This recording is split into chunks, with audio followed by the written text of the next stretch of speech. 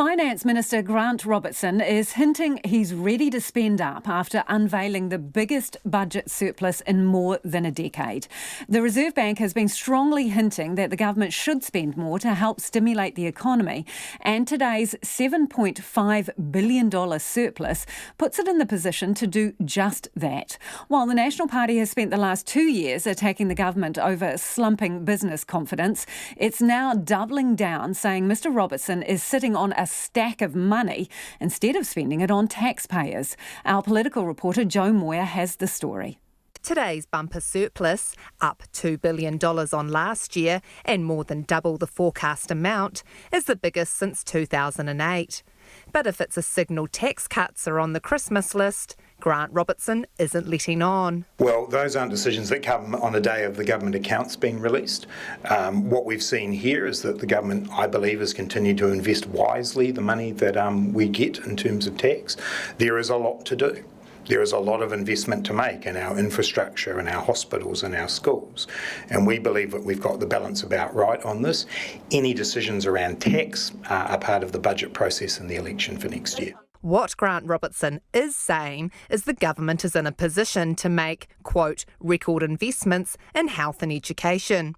And he says it's already underway following a $10 billion infrastructure spend in last year's budget. The areas they're focusing on include schools, hospitals and transport networks. BNZ's senior economist, Craig Ebert, described the books as a good-looking set of accounts and has defended the government's track record on stimulating the economy. Well, I think the point that Grant Robertson made today was that they're already doing that. And it is evident in the figures. I think expenses growing in the order of 7% nominally over the last year. So the question really is, can that degree of stimulus be maintained? And if you look at some of the technicalities around it, it may be difficult to keep expanding government spending at that rate going forward. So in that sense, it is probably difficult to ask much more from government spending. While the global economy is deteriorating, in large part thanks to the trade war between China and the US, Grant Robertson says New Zealand is a leading light. Firstly, what I would draw into question is the premise about where we are in the economic cycle. I am not seeing any evidence that New Zealand is heading towards a recession.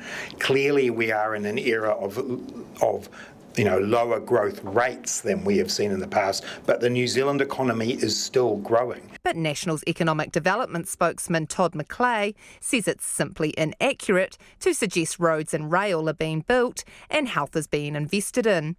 He says any economic troubles globally are completely separate from the pessimism being seen across the country. Certainly there are international headwinds, but we see from the falling GDP numbers and plummeting business confidence that actually there is pessimism in the New Zealand economy long before anything internationally starts to hit us. Grant Robertson actually should be looking at what they're spending money on. New Zealand needs roads and infrastructure and a lot more support of health. It's not good enough for him to be sitting on the cash in the beehive. Mr McClay says one of the most shocking revelations from today's financial outlook was District Health Board deficits climbing from $700 million to $1 billion. It's the highest deficit DHBs have ever faced. It ultimately means that Kiwis are not getting their operations. That's frankly just not good enough. The release of the financial statements today marked the first public appearance by the new Treasury Secretary, Carolee McLeish. Her appointment comes after the ungraceful finish to Gabriel McLouth's tenure, after he was investigated for describing a simple search of the Treasury website by the National Party ahead of Budget Day as a systematic and deliberate hack. From Parliament for Checkpoint, Jo Moir.